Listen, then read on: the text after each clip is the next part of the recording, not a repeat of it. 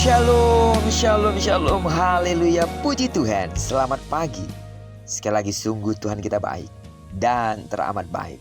Dan dalam kebaikannya telah membangunkan kita di hari pertama minggu ini, Senin 16 Januari tahun 2023.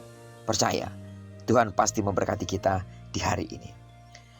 Baiklah, sebelum kita lebih jauh melakukan semua kegiatan kita di sepanjang hari ini, mari kita landasi hidup kita dengan mendengarkan firman Tuhan yang tetap kita ambil dari pembacaan Alkitab 1 hari 1 pasal dari pembacaan 28 hari bersama Matius. Dan hari ini kita telah berada di hari yang ke-11, maka kita akan membaca kitab Matius pasal yang ke-11 ayat pertama sampai dengan ayat yang ke-30. Judul renungan kita hari ini, berhentilah untuk meragukannya. Sebagai pengantar renungan ini, saya akan coba bacakan untuk kita ayatnya yang ketiga. Lalu menyuruh murid-muridnya bertanya kepadanya, engkaukah yang akan datang itu atau haruskah kami menantikan orang lain? Firman Tuhan hari ini mengisahkan pertanyaan dari Yohanes Pembaptis kepada Tuhan Yesus. Ayat yang sudah kita baca menyatakan bahwa Yohanes menyuruh murid-muridnya untuk bertanya kepada Tuhan Yesus, engkaukah yang akan datang itu atau haruskah kami menantikan orang lain? Sesungguhnya Yohanes Pembaptis adalah pembuka jalan bagi kedatangan Mesias. Begitu firman Tuhan menjelaskannya. Ia dengan tegas menyerukan pertobatan dan pemberitaan tentang kedatangan kerajaan Allah dan Sang Mesias. Dengan berani ia menyerukan pertobatan kepada Herodes. Karena itu ia ditangkap dan dipenjarakan di benteng Makaerus. Ketika ditahan di dalam penjara, ia mengutus murid-muridnya untuk bertanya kepada Tuhan Yesus. Yohanes Pembaptis mengharapkan Sang Mesias bersikap sama kerasnya seperti dia telah bersikap. Namun kenyataannya berbeda dari harapannya. Yesus justru lemah lembut, banyak menolong, menyembuhkan orang sakit, memberi makan orang banyak, dan membangkitkan orang mati. Mengapa Yesus tidak bertindak keras seperti dia? Mengapa Yesus tidak melawan Herodes dan membebaskannya dari penjara? Namun, keraguan dan pertanyaan dalam hati Yohanes Pembaptis tidak membuat Tuhan Yesus marah atau kecewa.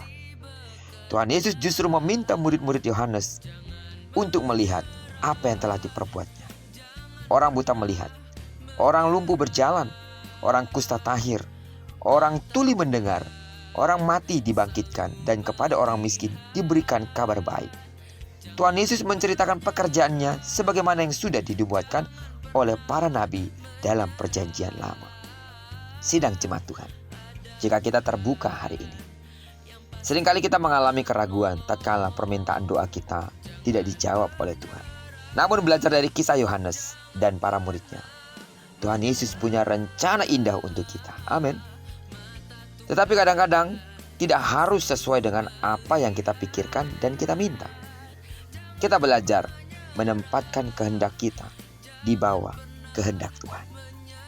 Jangan pernah meragukan Dia, karena Dia adalah sungguh Allah, pencipta langit dan bumi, yang mengatur musim dan masa, yang membuat kita hidup sampai hari ini. Meragukannya artinya kematian untuk kita. Percaya kepadanya itu artinya kehidupan bagi kita. Mana yang saudara pilih? Doa dan harapanku, seluruh sidang jemaat Tuhan, saudara dimanapun berada, memilih kehidupan dengan cara percayalah kepada Tuhan. Tidak ada perkara yang mustahil baginya. Segala sesuatu dalam kehendaknya bisa terjadi. Dan tahukah saudara, kehendak Tuhan adalah yang terbaik bagi hidup kita.